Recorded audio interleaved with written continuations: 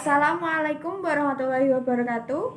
Saya Wahidatun Nisa Masito dengan NIM 2020332778 dan kelas F. Di sini saya akan mewawancarai Ibu Lurah, Mbah Modin, dan sesepuh desa untuk menanyakan tentang asal-usul Desa Randu Blatung, dongeng Desa Randu Blatung, mitos Desa Randu Blatung, legenda Desa Randu Blatung, dan epos Randu Blatung. Langsung saja cekidot. Randu Blatung.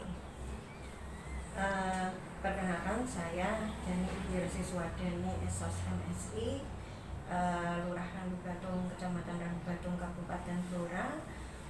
Dalam hal ini ingin membantu warga kami yang ingin mengetahui asal-usul Randu Blatung. Memang untuk asal-usul Randu Blatung ini tidak banyak orang tahu ya, karena memang saya sendiri juga orang luar dari Blora, luar Randu Blatung, sehingga kami di sini banyak sekali mendengar dari beberapa orang ya, yaitu tentang asal-usul Randu Blatung, di mana pada waktu dulu itu ada seorang Ki Demang yang kaya raya dan juga dia termasuk orang yang rajin bekerja, kemudian juga rajin beribadah. Beliaunya ini mempunyai sebidang kebun yang sangat luas, di mana kebun tersebut juga terdapat satu pohon randu, di mana pohon itu cukup besar, ya, cukup besar. Kemudian di sekitar randu tersebut ada latong ataupun sumber minyak yang tentunya di Randu Blatung ini juga cukup banyak ya, sumber-sumber minyak. Kemudian di mana pohon randu itu dipakai untuk, istilahnya dipakai untuk berteduh orang-orang yang istilahnya yang pengangguran maupun orang-orang miskin yang cukup malas. Sehingga dengan adanya tempat untuk pengangguran yang bermalas-malas tersebut, Ki Demang merasa agak resah dan juga agak sedih ya, karena bagaimanapun juga orang-orang tersebut tidak mempunyai etika untuk bekerja maupun untuk yang lainnya. Sehingga kemudian Ki Demang tersebut berdoa kepada Allah Subhanahu wa Ta'ala, di mana bahwa dia berdoa agar pohon tersebut istilahnya tidak dipergunakan lagi oleh orang-orang yang malas, dan doa dari Ki Demang tersebut diijabah ataupun dikabulkan oleh Allah, Gusti Allah, sehingga suatu saat ada angin kencang maupun hujan yang cukup deras, sehingga pucuk ataupun atas daripada pohon tersebut roboh ataupun putus ya. Sehingga putusnya itu pun juga menghadap ke kiblat ataupun ke barat ya, dan menimpa di daerah yang latong ataupun sumber minyak tersebut. Sehingga dengan robohnya pohon randu Blatung, pohon randu tersebut yang juga menimpa latong tersebut dapat dikatakan sebagai Randu Blatung. Demikian sekelumit asal-usul dari Randu Blatung yang bisa saya sampaikan. Terima kasih. Asal-usul Randu Blatung itu berdasarkan cerita orang tua ya, jadi kan kita tuh tahu cerita itu dari orang tua yang dulu ya. Jadi ini kan kisah perjalanan dari beberapa tokoh zaman dulu ketika Pangeran Diponegoro itu kan dalam kisahnya terjadi perang Diponegoro sekitar 5 tahunan ya,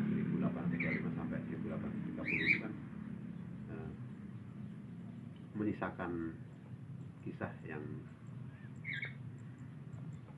membanggakan, juga ada yang menyedihkan. Ketika terutama yang membanggakan itu perjuangannya ya. Jadi kalau yang menyedihkan ketika beliau ditangkap itu kan ada beberapa laskarnya atau beberapa anak buahnya, kalau sekarang ada yang hijrah, melarikan diri atau hijrah, Pak. Jadi kata tidak terlalu ada yang sampai ke Ponorogo, ada yang sampai ke mana ini, Surakarta atau timur itu mana itu, Sragen ya. Ada juga yang sampai ke daerah Lendingan katanya. Nah, ternyata beberapa tokoh ini akhirnya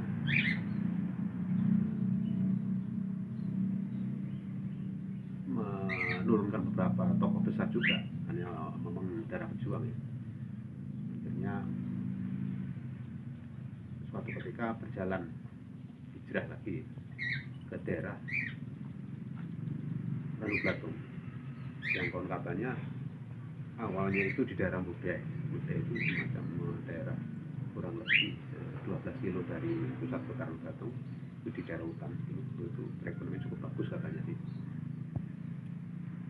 Salah satu tokohnya itu namanya Ki Demang Malang Sudiro kalau nggak salah ya. Itu kemudian turun ke Ranu Blatung, membuka daerah Ranu Blatung ini.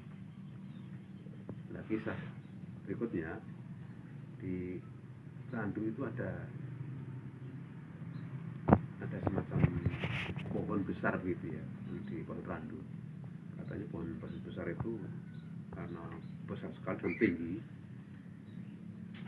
itu di daerah sekitar ini, daerah dekat kantor polisi itu ya, itu kan daerah Belatung itu ya.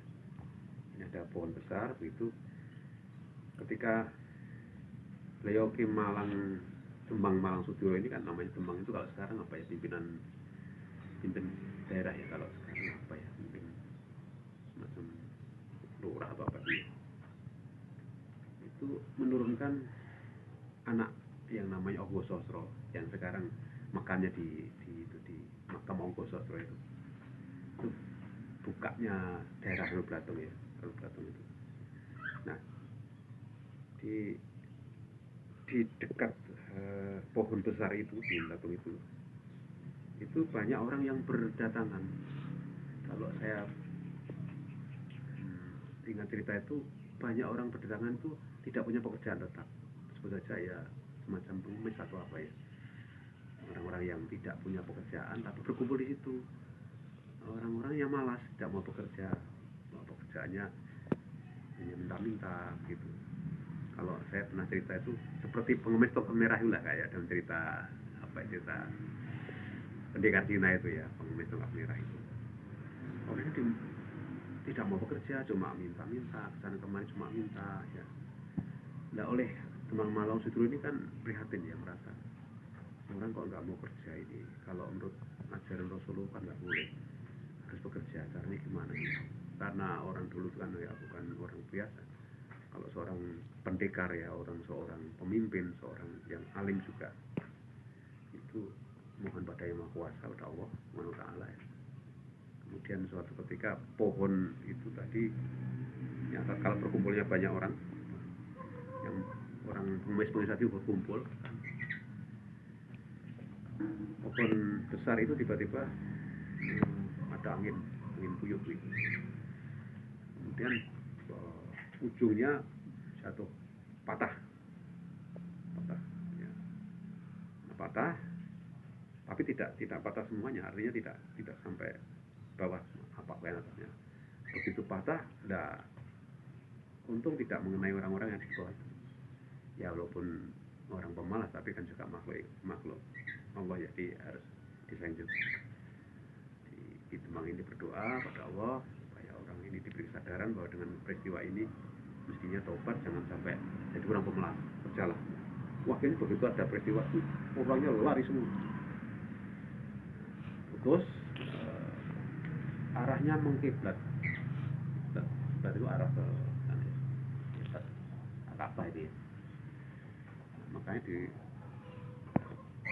tadi Mbak kita Malang Sudura besok kalau ada ono dari zaman besok ini adalah randu tanah ngeblat begitu, randu belakang, karena katanya waktu itu ada juga bagian sumur atau sumurnya mengeluarkan semacam minyak mentah itu latung ya, sehingga di situ daerah situ sampai sekarang namanya belatung. Itu keluar begitu ini jatuh tadi Kembang bilang besok kalau ada ramainya zaman desa ini beri nama randu belatung, karena keluar lantungnya, keluar minyak mentahnya, ada randunya, randu yang atas. Jadi dan belatung itu berasal dari kata randu dan belatung, bukan belatung apa tuh yang set itu, bukan, tapi latung itu minyak mentah. Karena di daerah Batu ini sekitar itu kan banyak sumber minyak yang konon katanya beberapa tahun terakhir ini aja sudah ada ditemukan di daerah sekitaran Batu ada sumber minyak. Di sumber kemudian di sebelah utara Batu sekitar 5 kilo itu di Lojijo itu ke timur itu ada sumber, zaman Belanda juga ada sumber minyak yang benar-benar dikelola seperti itu. Kalau sekarang ceritanya nggak ada lagi, artinya nggak ada juga, nggak dimanfaatkan. Jadi sumber minyak itu namanya minyak mentah itu nama latung, sehingga kalau randu besar saya tadi randu, makanya randu belatung, kayak belakang itu ceritanya. Asal usul terjadinya desa Randu Belatung itu asal mulanya adalah pelarian dari prajurit Ngayu Bulan yang berasal dari Katemenggungan Gendingan.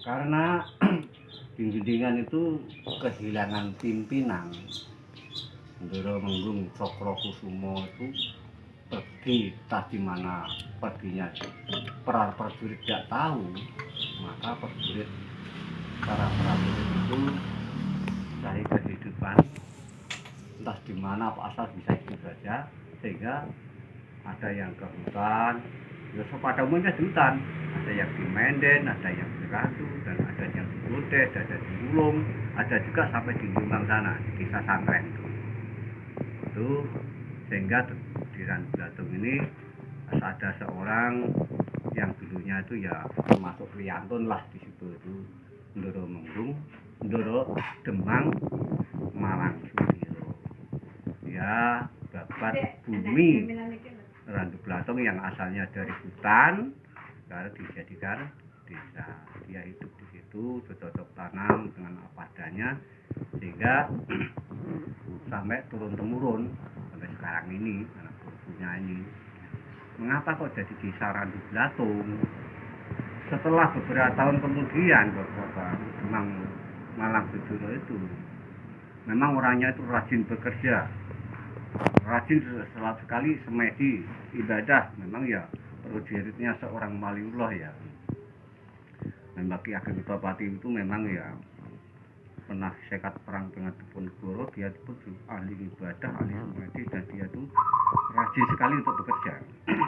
Jadi prajuritnya jawab itu, ya, dia itu tahu orang yang setiap harinya itu di kebunan mereka di bawah pohon randu, yang orangnya itu pemalas pada umumnya itu banyak sekali.